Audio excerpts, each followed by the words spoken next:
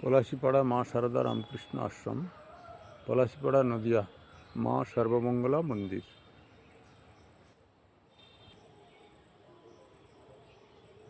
মা সর্বমঙ্গলা মন্দির, পলাশীপাড়া নদিয়া।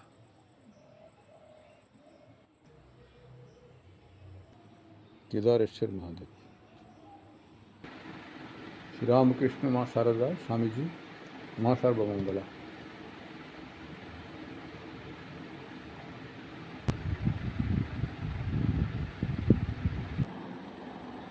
ওম স্থাপকায় চ ধর্মস্য সর্বধর্মস্বরূপিণে অবতার বরিষ্ঠায় রামকৃষ্ণায় তে নমঃ।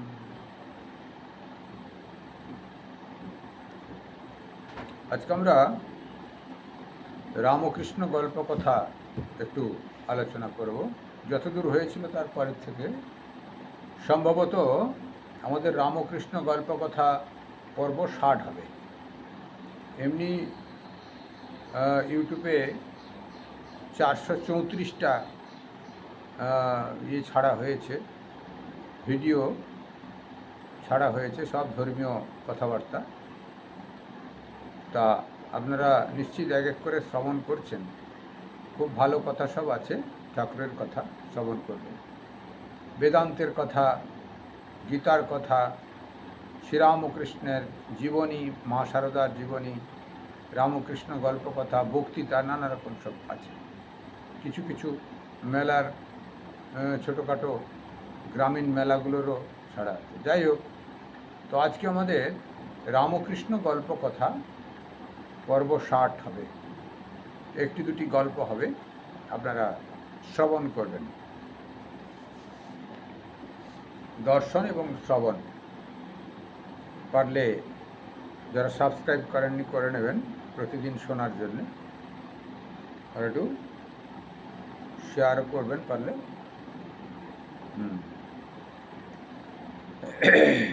বিবেক হলে সব হয়ে গেল। শ্রীরামকৃষ্ণদেব। ভগবান লাভ করতে হলে তীব্র বৈরাগ্য দরকার, যা ঈশ্বরের পথে বিরুদ্ধ বলে বোধ হবে, তৎক্ষণাৎ ত্যাগ করতে হবে। তো পরে হবে ফেলে রাখা উচিত নয়।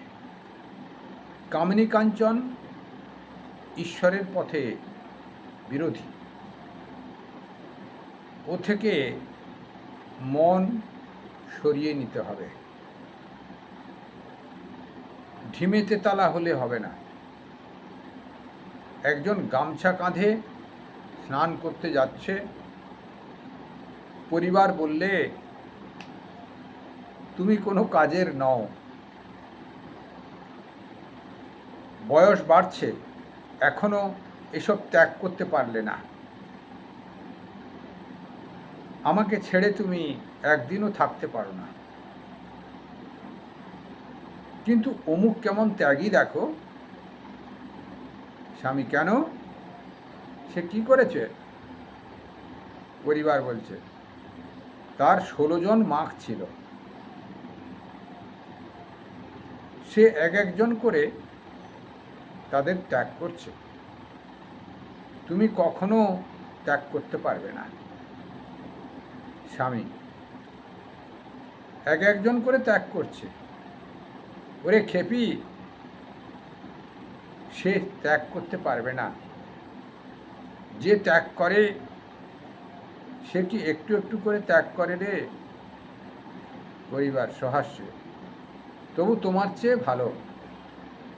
স্বামী: খেপি, তুই বুঝিস না, তার কর্ম নয়, আমিই ত্যাগ করতে পারবো। এই দেখ আমি চললুম। এর নাম তীব্র বৈরাগ্য। যাই বিবেক এলো তৎক্ষণাৎ ত্যাগ করলে, গামছা কাঁধেই চলে গেল। সংসার গোছগাছ করতে এলো না, বাড়ির দিকে একবার পেছন ফিরে চাইলেও না, ঈশ্বরের দিকে সম্পূর্ণ ভরসা, ঈশ্বরই সব, এই ভাবনা মনের ভিতর গেঁথে গেলে ভারী সুন্দর গল্প বললেন। প্রথমে বললেন বৈরাগ্য না হলে কিছু হবে না, বিবেক আর বৈরাগ্য। ঈশ্বরের পথে যত বাধা আসবে তৎক্ষণাৎ তাকে ত্যাগ করতে হবে। ওটা কি আমরা করি? আমরা বিষয়ের পথে যদি বাধা পাই তাকে হয়তো মেরে ফেলি, না হয় আক্রমণাত্মক কিছু ভাবনা করি। হয়তো আপনাদের মনের ভিতরে কিছু চাহিদা আছে, সেই চাহিদা পূরণের জন্যে আপনার চেষ্টা, তাতে কেউ যদি বাধা দেয় তাহলে আপনি রেগে গিয়ে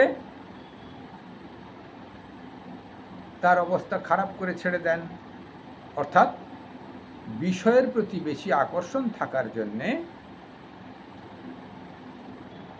তা আপনার বিষয় চিন্তাতে যিনি বাধা দেবেন তার প্রতি আক্রমণাত্মক হন আপনি। শ্রীরামকৃষ্ণদেব ঠিক বিরুদ্ধে বলছেন বা বিপরীত কথা বলছেন। ঈশ্বরের পথে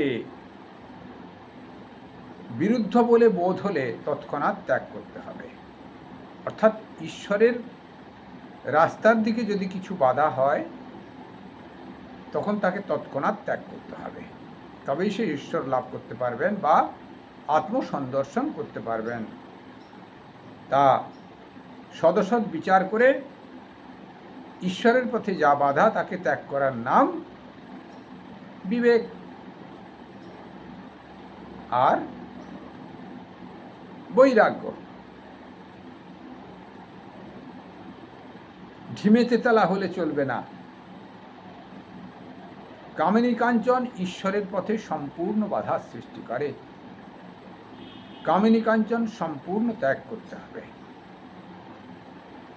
একজন গামছা কাঁধে স্নান করতে যাচ্ছে, পরিবার বললে তুমি কোনো কাজের নও, বয়স বাড়ছে, এখনো এসব ত্যাগ করতে পারো না, আমাকে ছেড়ে তুমি একদিনও থাকতে পারো না। তা যাই হোক, স্বামী স্ত্রী বা পরস্পরের সংসারেতে আকর্ষণ থাকে এনিহাউ যে কোনো কারণে, তা স্ত্রীটি পাশের বাড়িতে একজন লোকের 16টা মাক ছিল। এখানে মাক অর্থাৎ স্ত্রী।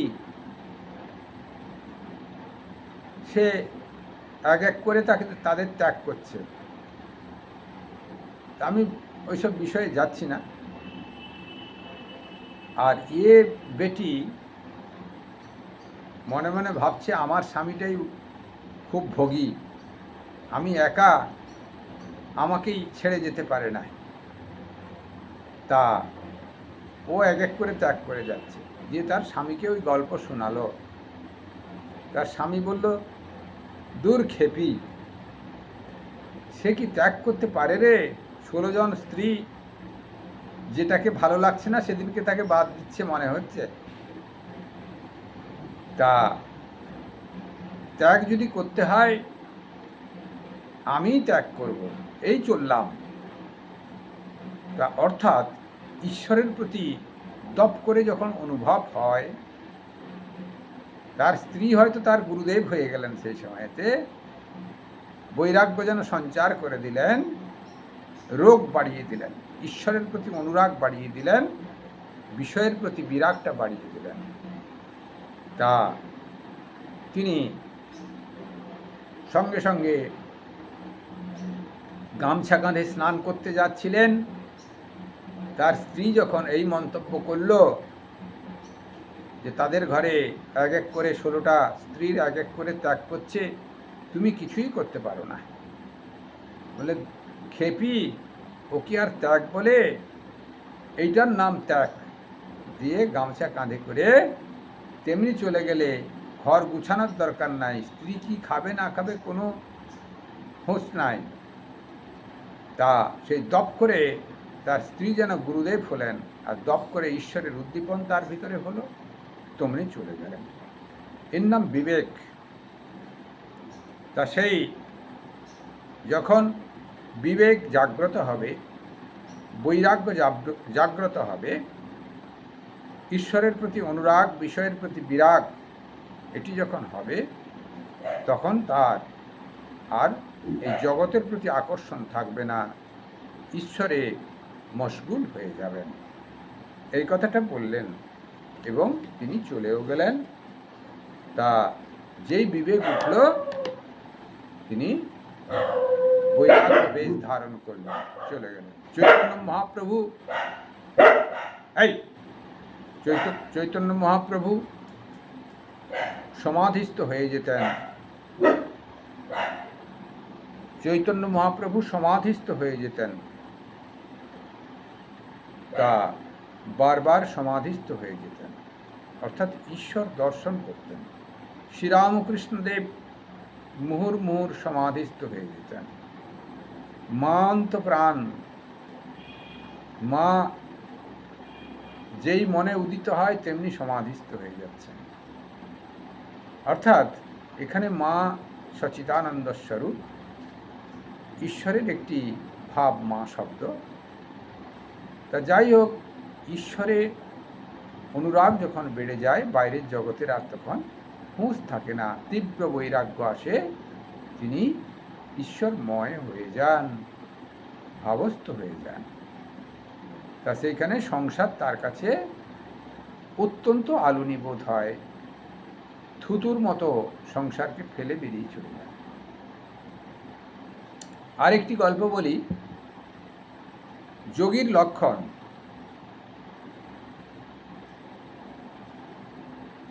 শ্রীরামকৃষ্ণদেব বলছেন, তাঁতে যখন মনের যোগ হয় তখন ঈশ্বরকে খুব কাছে দেখে, হৃদয়ের মধ্যে দেখে।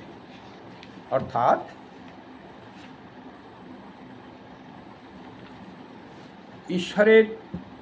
ঈশ্বর বাইরে নাই, ঈশ্বর অঙ্গুষ্ঠ মাত্র পুরুষ অন্তরাত্মা। অঙ্গুষ্ঠ মাত্র পুরুষ উপনিষদে আছে, সেই অঙ্গুষ্ঠ পুরুষ যেন হৃদয় মধ্যে বিদ্যমান, সেটি দর্শন হয়। একটি কথা আছে, যত এই যোগ হবে ততই বাইরের জিনিস থেকে মন সরে আসবে। ভক্তমালে এক ভক্তের বিল্বমঙ্গলের কথা আছে। সে বেশ্যালয়ে যেত। বিল্বমঙ্গলের গল্প আমরা নাটক মাঝে মাঝে শুনি, মাইকে কেউ কেউ ক্যাসেট চালায়। তা সে আপনারাও নিশ্চিত জানেন, ভক্তমাল বইতে আছে, তার ভিতরে বিল্বমঙ্গল হচ্ছেন ভক্ত, তার একটি গল্প আছে সেখানে। তিনি বেশ্যালয়ে যেতেন, পতিতালয়। বেশ্যা শব্দটা কেমন লাগে, আগেকার দিনের কথাটা ছিল বেশি, এখন পতিতালয় শব্দ ব্যবহার হয়েছে। পতিতালয়ে যেত। একদিন রাত্রে যাচ্ছে, বাড়িতে বাপ মায়ের শ্রাদ্ধ হয়েছিল, তাই দেরি হয়েছে। শ্রাদ্ধের খাবার পতিতাকে দেবে বলে হাতে করে লয়ে যাচ্ছে, আর পতিতার দিকে এত একাগ্র মন যে কিসের উপর দিয়ে যাচ্ছে, কোনখান দিয়ে যাচ্ছে, এসব কিছু হুঁশ নাই। পথে এক যোগী চক্ষু বুজে ঈশ্বর চিন্তা করছিল, তার গায়ে পা দিয়ে চলে যাচ্ছে। যোগী রাগ করে বলে উঠল, কি তুই দেখতে পাচ্ছিস না আমি ঈশ্বরের চিন্তা করছি, তুই গায়ের উপর দিয়ে পা দিয়ে চলে যাচ্ছিস? তখন সে লোকটি বললে, আমার মাফ করবেন, কিন্তু একটা কথা জিজ্ঞাসা করি, বেশ্যাকে চিন্তা করে আমার হুঁশ নাই, আর আপনি ঈশ্বর চিন্তা করছেন, আপনার সব বাইরের হুঁশ আছে, এ কীরকম ঈশ্বর চিন্তা গো? সে ভক্ত শেষে সংসার ত্যাগ করে ঈশ্বরের আরাধনায় চলে গেছিল, আর পতিতাকে বলেছিল, তুমি আমার গুরুদেব, তুমি শিখিয়েছ যে কীরকম করে ঈশ্বরে অনুরাগ করতে হয়। বেশ্যাকে মা বলে ত্যাগ করেছিল, পতিতাকে মা বলে ত্যাগ করেছিল। ভারী সুন্দর বিল্বমঙ্গলের গল্প আমরা জানি, সেটি ঠাকুর তার গল্পের ছলে পুনরুক্তি করেছেন। ঠাকুর তো গল্প শুনে শুনে বলতেন। তা এই হচ্ছে যোগী। যোগীর লক্ষণ কেমন হবে? ঈশ্বর চিন্তা করতে করতে তিনি হুঁশ হারিয়ে ফেলবেন। যোগেতে বসে আছেন, যেরকম পাখি ডিমে তা দেয়, ভারী সুন্দর। সেই জন্যে গল্পটা এরকম, একজন পতিতার চিন্তা করতে করতে কোথায় পা দিচ্ছে না দিচ্ছে ঠিক নাই চলে যাচ্ছিল, এক যোগীর উপরে পা দিয়েছেন। তিনি বলছেন, তুই বেটা এখানে জব ধ্যান করছিস, তুই দেখতে পাচ্ছিস না আমার উপর দিয়ে চলে গেলি পা দিয়ে? সে বললে, সে কি, আমি পতিতার চিন্তা করতে করতে আমার হুঁশ নাই, তুমি বসে আছো বলে দেখতে পাইনি। তা তুমি যদি যোগ প্র্যাকটিস করো, তোমারই তো ঈশ্বরে মন নাই। যদি ঈশ্বরে মন থাকে, আমি পা দিলাম, তা তুমি জানবে কি করে? ভারী সুন্দর কিন্তু। অর্থাৎ আমাদের মনকে তীব্র একাগ্র করতে হবে ঈশ্বর চিন্তায়। তবে ঠাকুরের গুরু ভাইরা শ্রীরামকৃষ্ণ দেবের পার্শ্বদরা, ঠাকুরের গুরু ভাই নয়, ঠাকুরের সন্তান নয়। জপ ধ্যান করত, সে মশাতে কালো হয়ে বসে থাকতো, হুঁশ থাকতো না। তা চৈতন্য মহাপ্রভুর একটি গল্প আছে, তিনি নিত্য পুরীতে থাকাকালে জগন্নাথ দর্শন করতেন।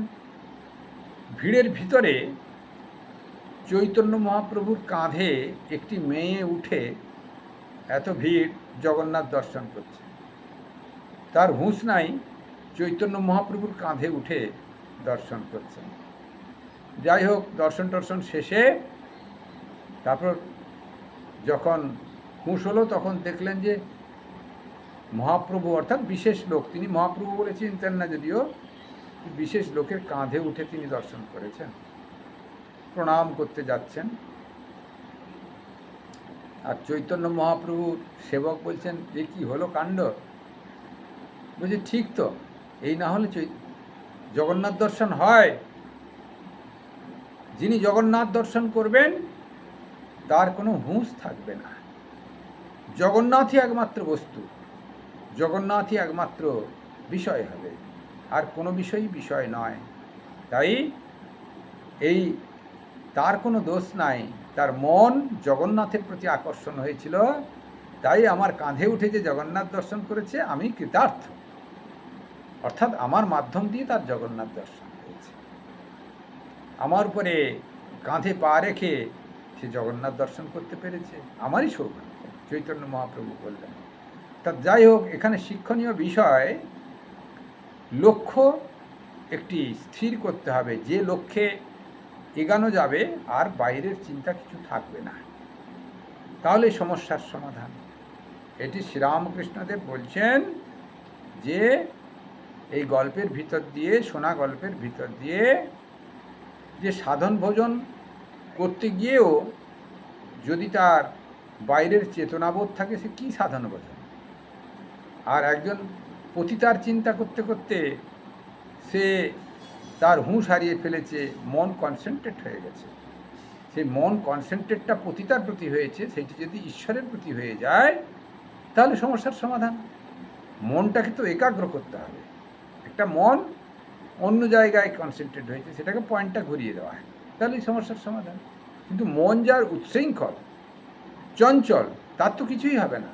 বিল্বমঙ্গলের মনটা পতিতার প্রতি কেন্দ্রীভূত হয়ে গেছিল। তাই পতিতা বললেন, আমার প্রতি যদি এত আকর্ষণ হয়, তোমার কোনো হুঁশ নাই, তা ভগবানকে যদি একটু মন দিতে, তাতে তো ঈশ্বর লাভ হয়ে যেত।